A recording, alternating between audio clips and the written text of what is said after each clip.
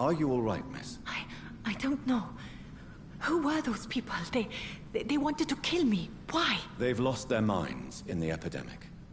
They won't come back for now. You seem to know a lot about them, sir. I'm Dr. Jonathan Reed.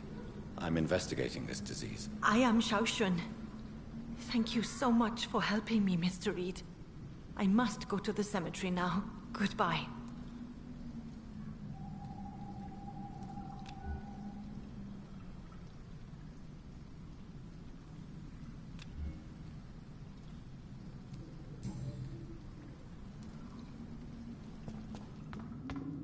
Carnage. This man's far too old to be Samuel. No. By the look of his clothes, this man's a docker.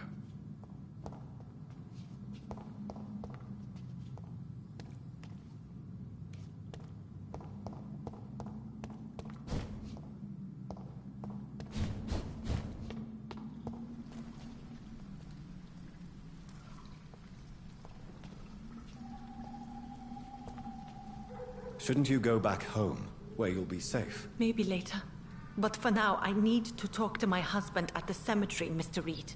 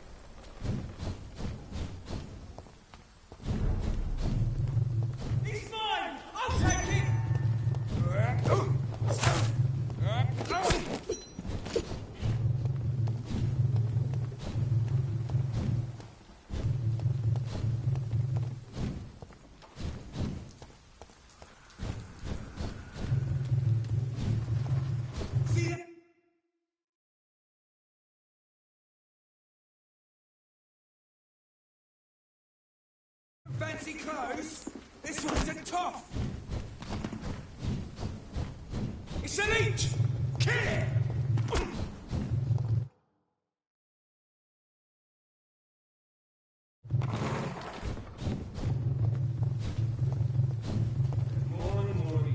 It ain't human!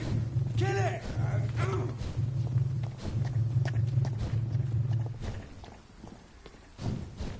It's one of them!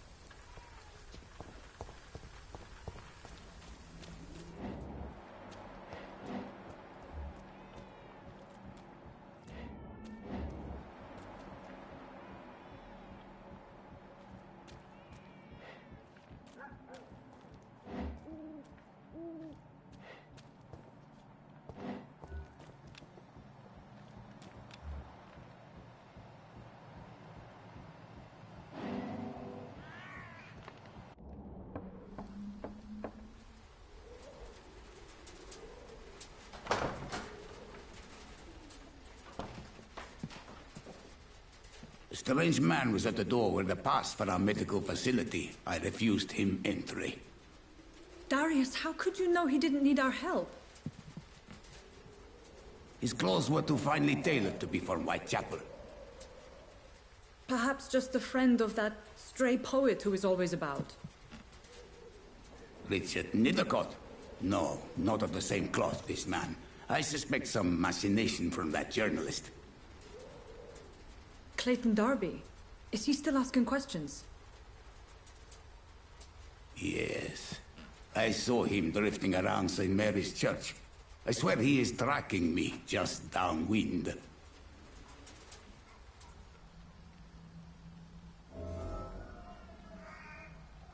I must talk to that journalist or the poet. They must know about Darius. Nearby the church they just mentioned.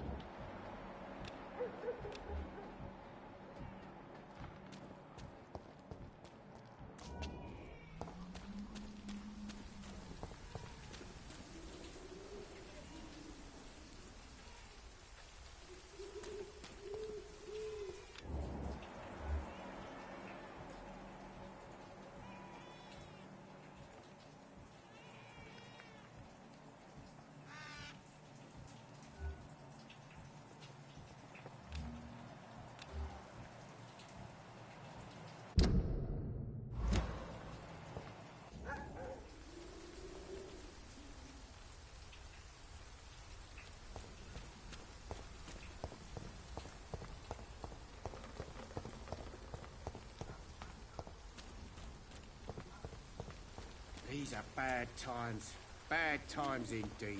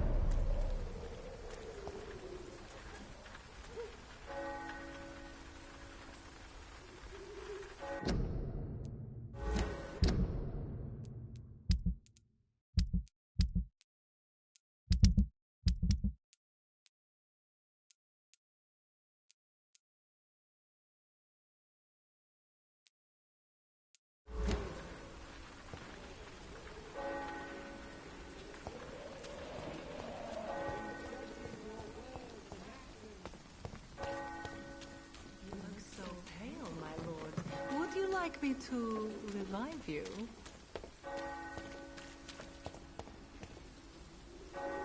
Pay me a glass and I'll be gentle. Pay me a bottle and I'll be wrong.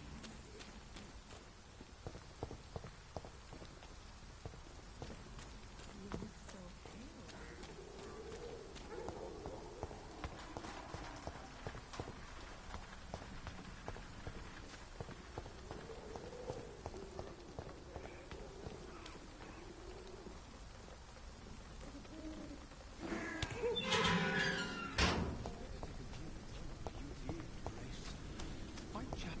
Just disease, desert.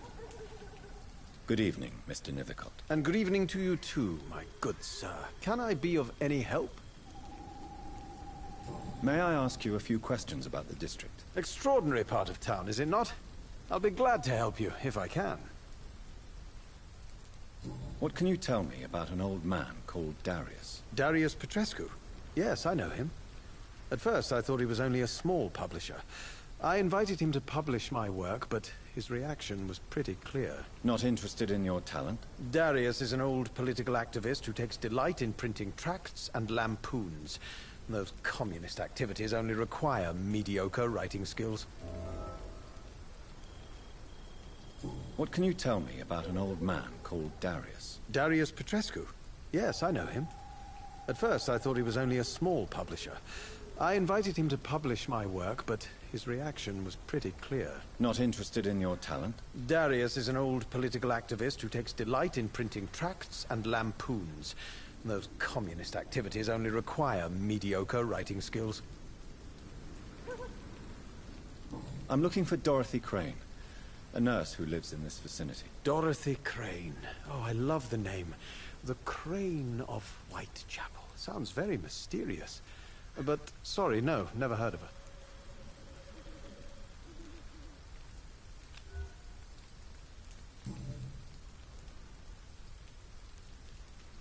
I'll leave you alone, sir.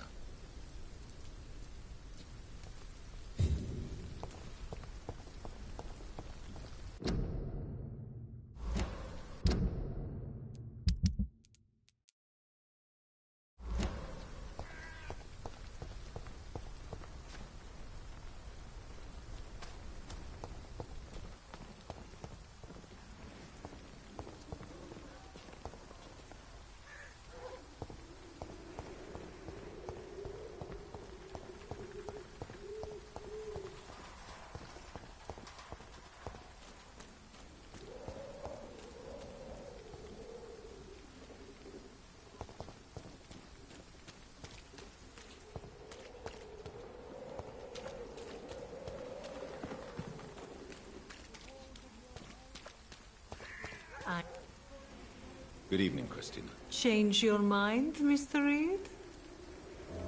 Could this be the scarf you lost, Miss Popper? It is much more than a scarf to me. It is the only thing that connects me to my family and my country. Thank you so much.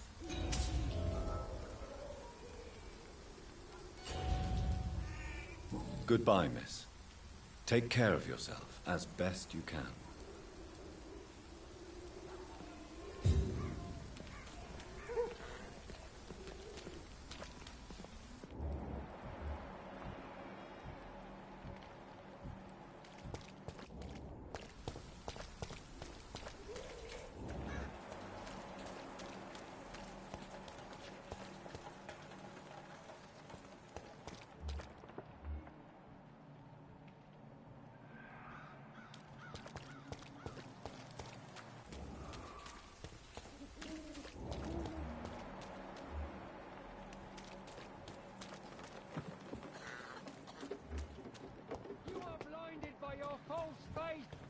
Imprisoned by your daily routine.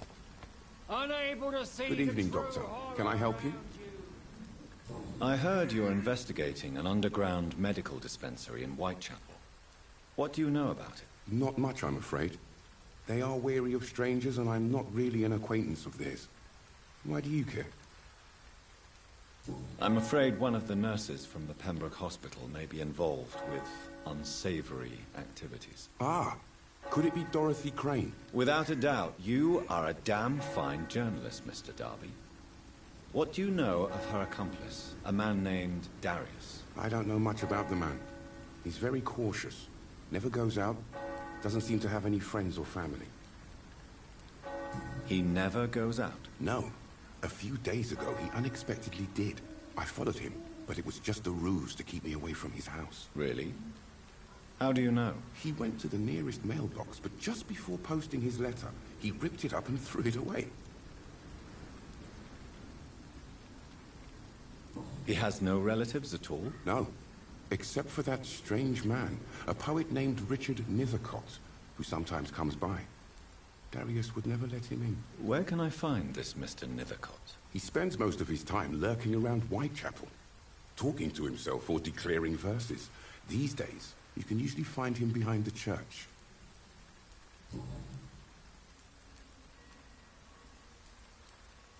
Goodbye, Mr. Darby.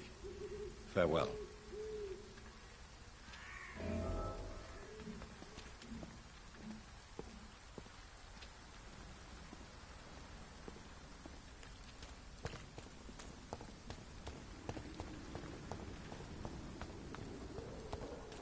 I'm cheap and I'm clean, I promise.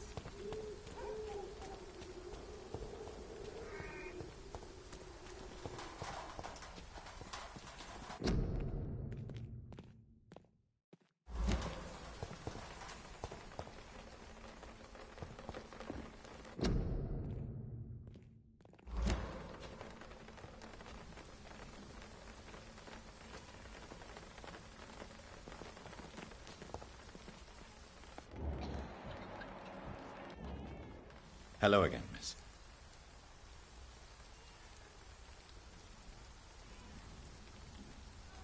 Very well. Goodbye, then.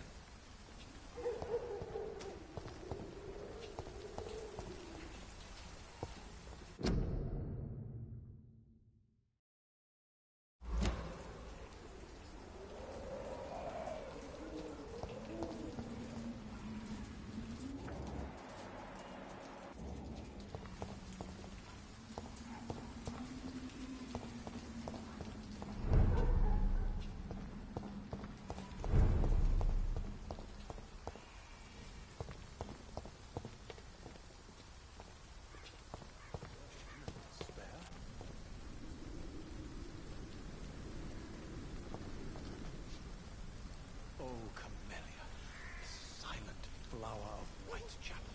An angel made flesh, I tell you.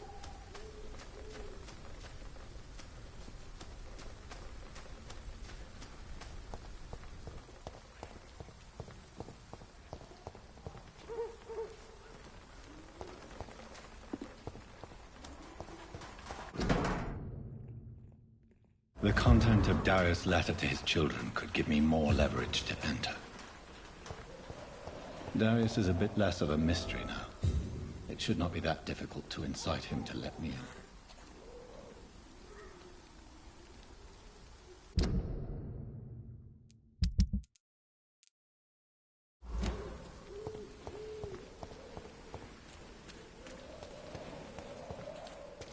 Pay me a glass and I'll be gentle. Pay me a bottle and I'll be nasty. The walls of your home will not protect you. Cheap price, good quality. Come on, take a look. Don't be afraid.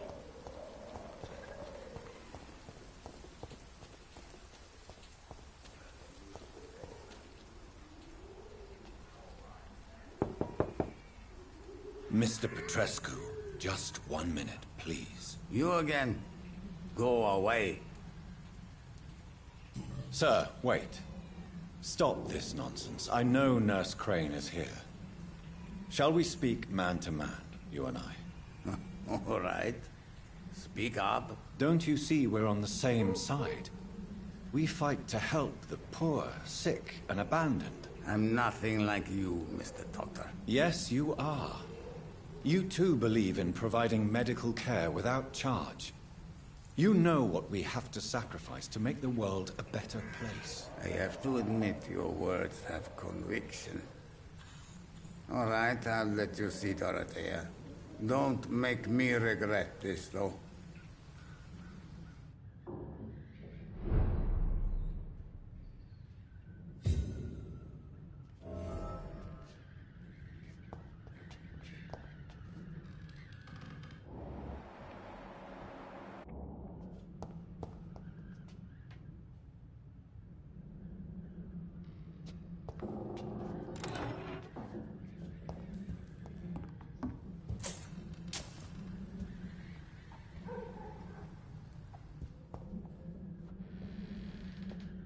If you want to talk to Dorothea, you must go across the courtyard and take the stairs. We've not been formally introduced. May I ask your name and occupation, sir? I am Darius Petrescu. I'm here to keep snitches and spies away from Dorothea. And I also run this little print shop.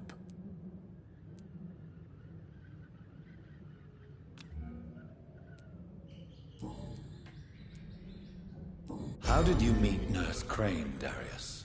Why does she trust you? I'm her oldest friend in England. Dorothea and I share many ideas about this country and about the country we left. You mean occupied Romania, don't you? Even if not directly, I fought against your enemies. Really? Then perhaps you have more in common with Dorothea than meets the eye, Dr. Reed. I know you fought for your country when it was occupied, Darius. Tell me more about it. I know my days are numbered, and I know I won't see my homeland again. But I fought for Romania all my life, and I will until my last breath. But Romania escaped the grasp of the Austro-Hungarian Empire. It's a free country again. It is not the country I fought for.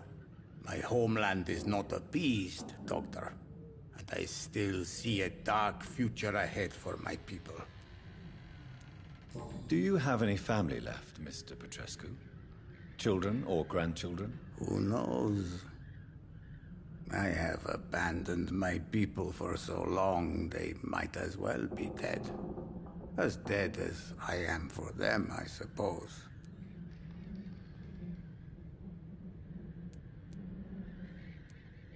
Don't be embarrassed, sir.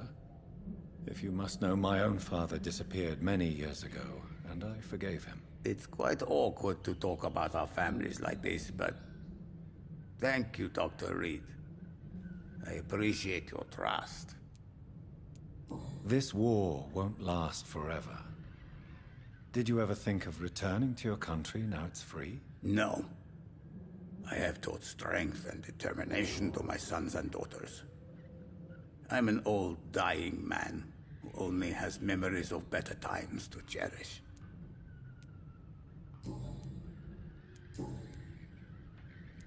Goodbye, Mr. Petrescu.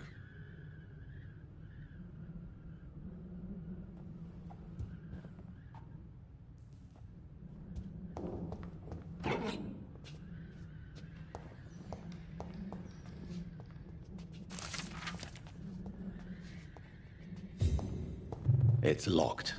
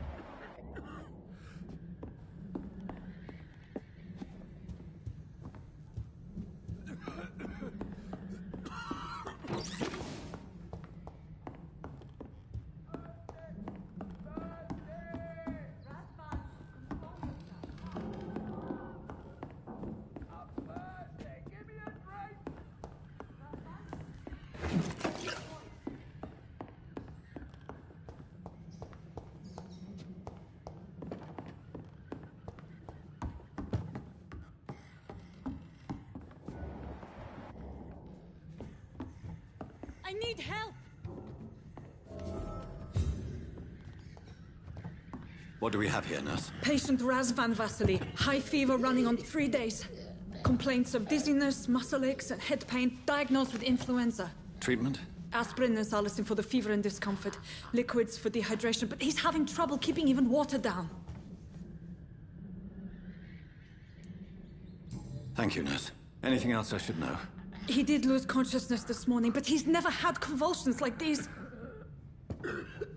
He's not convulsing, he's choking. He's not getting any air. Scalpel! Hand me that scalpel! What can I do, Doctor?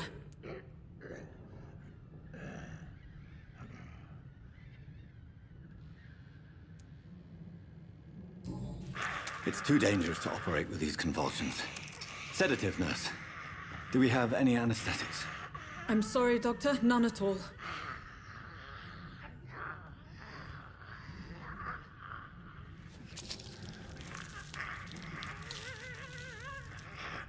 I need to perform a tracheostomy. Short pipe. That rubber tube will do. We're going to cut a passage for air through the neck. Yes, Doctor. He's breathing again, but he's coughing up blood. Internal hemorrhaging. I need to make another incision into the chest cavity to drain the fluids from the lung. Prepare another tube. A thoracostomy? Doctor, we've nothing to fight the infection. We need an aseptic environment.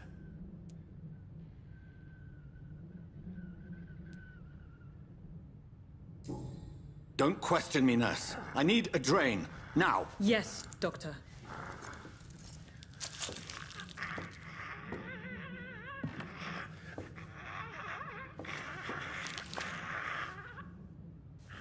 He's still bleeding, Doctor. I'm losing his pulse. The drain must have punctured the intercostal artery. There's too much blood. Are you all right, Doctor? I can't see.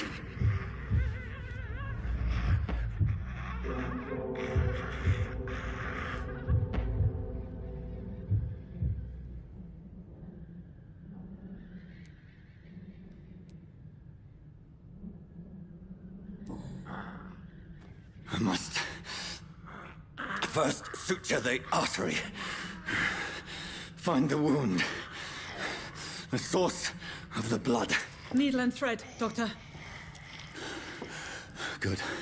The stitches are holding. How's he doing? We're losing him. We've lost his pulse. He's dying, Doctor!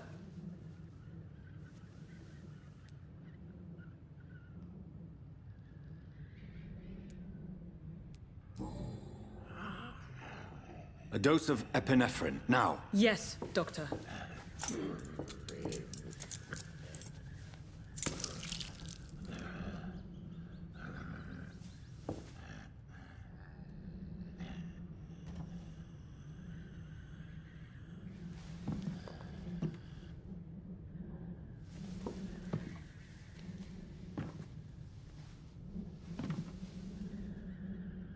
We've lost the pulse.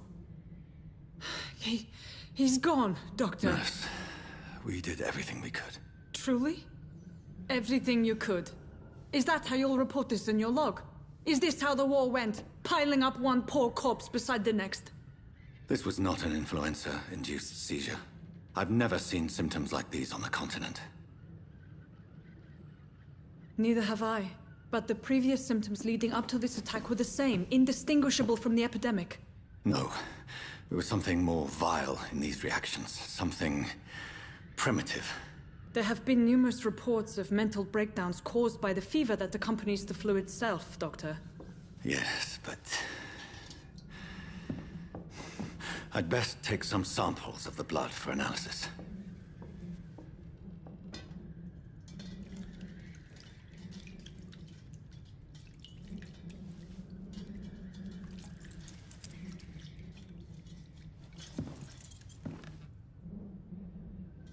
I doubt you're here to test my bedside manners. I suspect it was more than intuition alone that led you to us. So, how might I be of service, Dr. Reed?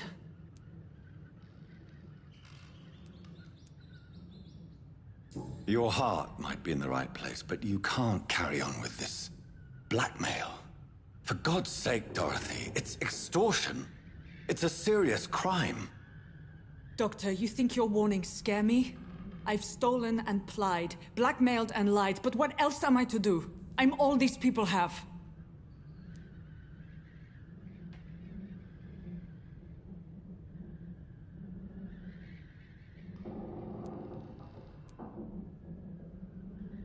Dr. Swansea is a sensible and honest man. He wouldn't have refused your friend's care at Pembroke. It's easy for you to say, Doctor. These people cannot go to the police, nor to the hospital. They don't even speak English. They depend on me for everything. But why Lady Ashbury? Why her, of all people? She's pristine and proper, all right. But that she-wolf in sheep's clothing murders the poor for sport. I have her where she belongs, and I'll milk her for all she's got. So, the end justifies the means. Is that your defense? I know you're kind, Doctor. Just another fine-heeled, silver-spooned gentleman who was given the world on a platter. You know nothing of poverty. Nothing of the shame, the hunger, the loneliness. You've convinced me of the sincerity of your actions and their noble justifications. But all the same, blackmail is a crime, and it will stop, Nurse Crane. So, are you going to turn me over to the authorities?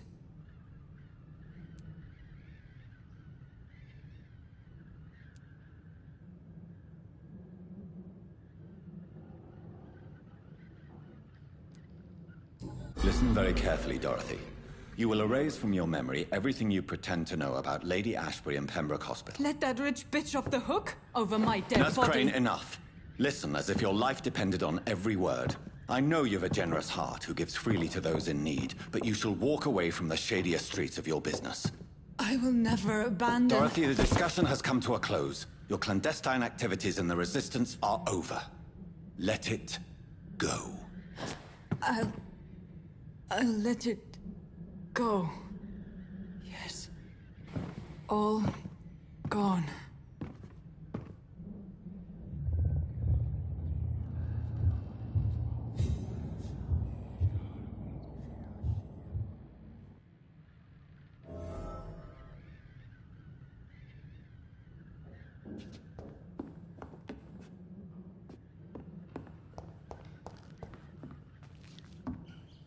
I cannot enter.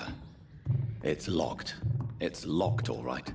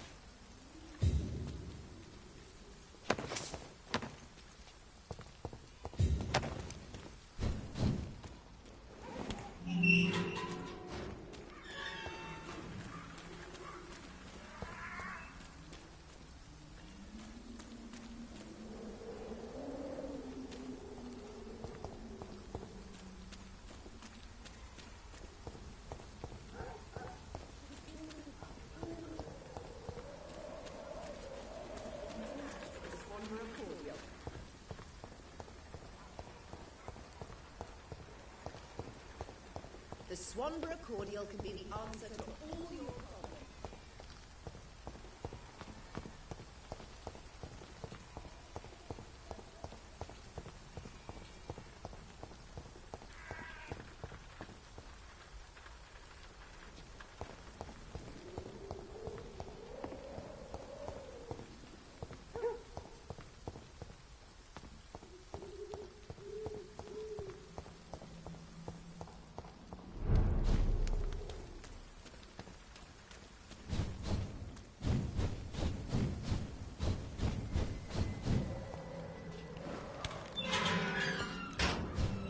Human blood.